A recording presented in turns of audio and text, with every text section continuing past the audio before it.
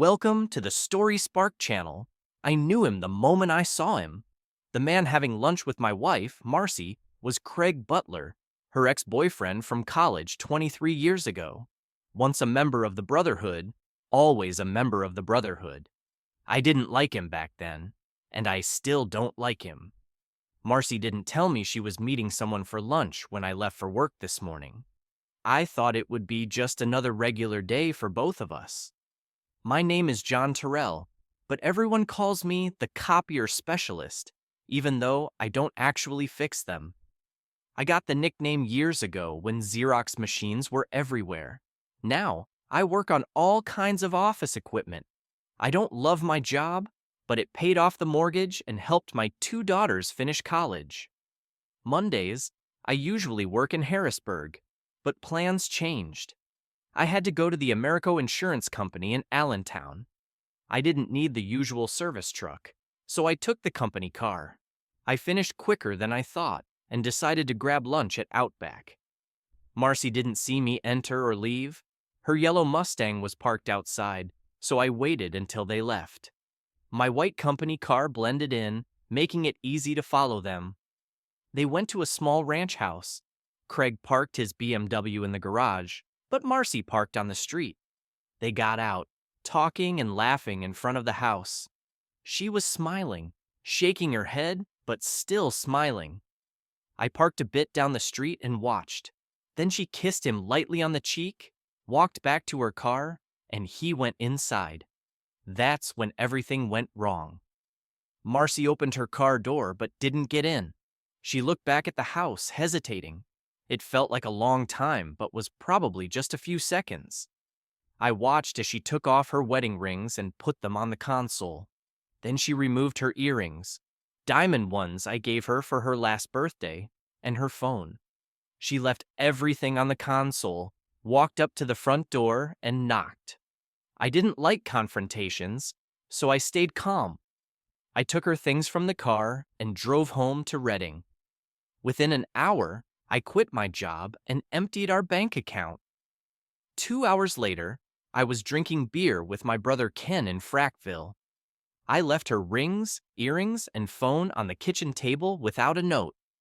I knew she'd figure it out. For the next few days, I stayed with Ken and his wife, trying to drink all the Yingling in the county. By Friday, I was in Carlisle at a truck driving school.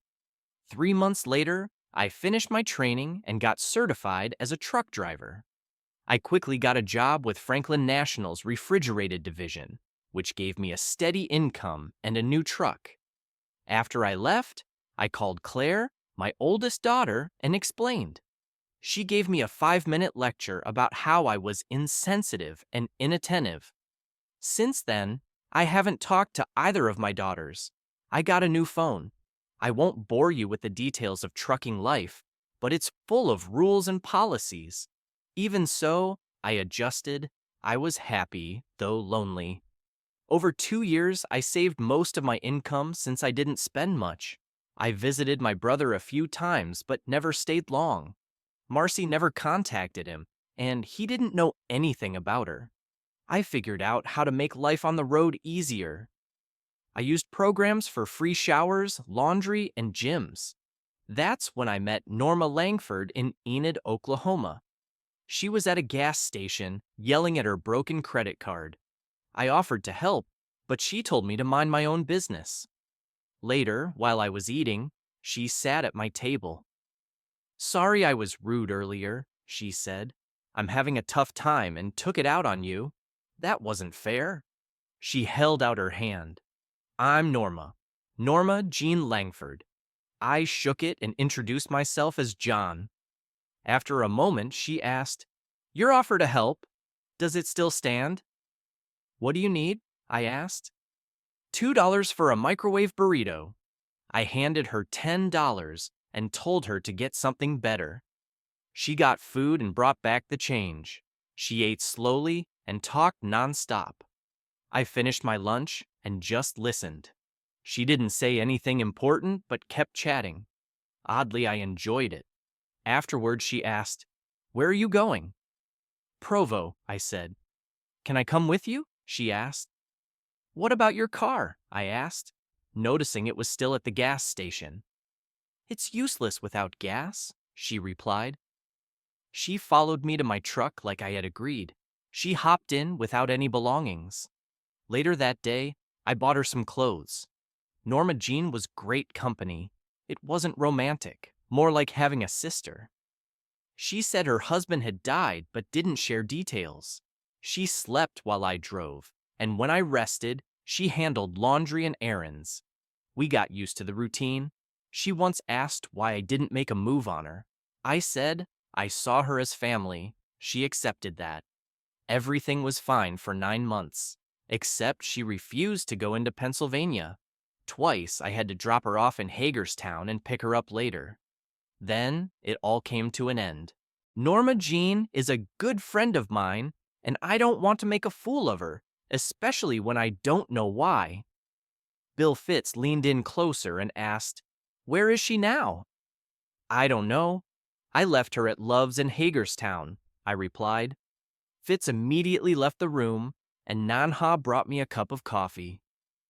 Norma is suspected of murdering 6 people. 5 of them were truck drivers. The first was her husband. We're puzzled because you're still alive.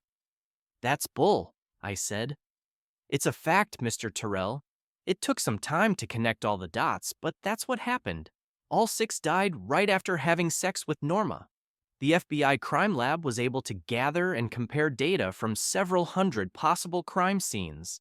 6 of them matched, and Norma was the common factor. But I'm still alive. Correct? And there haven't been any fatalities in the past 9 months.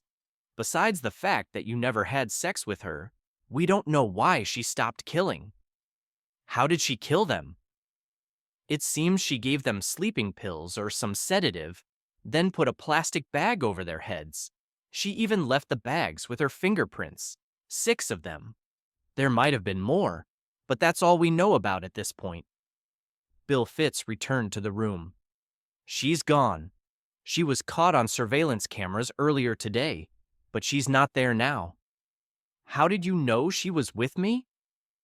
We spent hundreds of hours reviewing surveillance footage from service centers. In almost every picture, we found you. Of course, it took some time to identify who you were. We were worried you might be involved with her. And now? You're clear. By the way, your wife is eagerly waiting to hear from you. How did you know that? That was the first place we wanted to try to find you. We had no idea you had separated. Sorry if we messed up. By the way, she's living in Westchester with her parents now. Can I go now? I need to deliver my load first. Would it be a bad idea for me to return to Hagerstown? Possibly, but we can't stop you. We will be looking for her, and you might lead us to her, if you know what I mean. Are you saying that by looking for her, I might inadvertently expose her? That's correct. I didn't contact Marcy or either of my daughters. I was still a bit upset about her affair and my daughter's reactions. I didn't return to Hagerstown after leaving Pennsylvania. I wanted to, but I didn't want to risk it for my friend's sake. 3 months later, Detective Nanha called me. John, I just wanted to let you know that she struck again, this time in Pennsylvania. Sorry to hear that. Was it another truck driver? No, this time it was an ordinary guy. His name was Craig Butler from Allentown, Story 2. The toilet seat was up. I stood there looking at the toilet seat, wondering if it meant what I thought it did. My wife Sally has a pet peeve about this.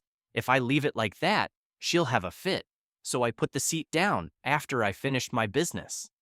I had just returned home from a 3-day trip with a client from another city. 2 hours and a couple of beers on the plane, then another hour in traffic before I got home at 9 o'clock in the evening. After a quick hug and kiss with Sally, I headed straight to the bedroom bathroom and made my discovery. Sally is my second wife. Some say my trophy wife. She's a beauty, standing at 5 feet 2 inches and built like a Playboy model. She's 20 years younger than my 48 years and is a very cheerful and friendly person. I divorced my first wife because I found out she was cheating on me, and probably because of my history, I'm naturally suspicious. But I had no reason to suspect Sally of cheating. Our sex life was good, or at least I thought so, and I never noticed any changes in her attitude towards me. Being a lawyer, my firm is large and I'm the managing partner, which means I make a lot of money. So Sally doesn't need to work. She just needs to look beautiful for me. We handle all kinds of legal work, with each partner specializing in a particular area. I had a guy who dealt with domestic issues, including divorce. Once burned, I had him draft a prenuptial agreement that was ironclad. Yes, I was quite well protected. He agreed that if we could prove infidelity, she was done for. I really loved this girl, but I wasn't going to become a cuckold in my own home. So we set things in motion. We hired a private firm to conduct all sorts of investigations, from insurance fraud to marital infidelity, and a few days later, a report came in that Sally had met a young man for lunch, and they drove in her car to a local motel for a few hours. The detectives couldn't identify him or observe what happened in the motel room. A few days later, there was a repeat performance at another restaurant and motel.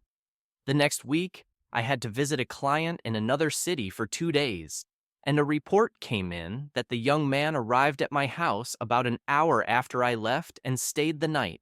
This time, they got his identification from the car registration. It turned out this guy was her high school sweetheart. I guess she never really grew up.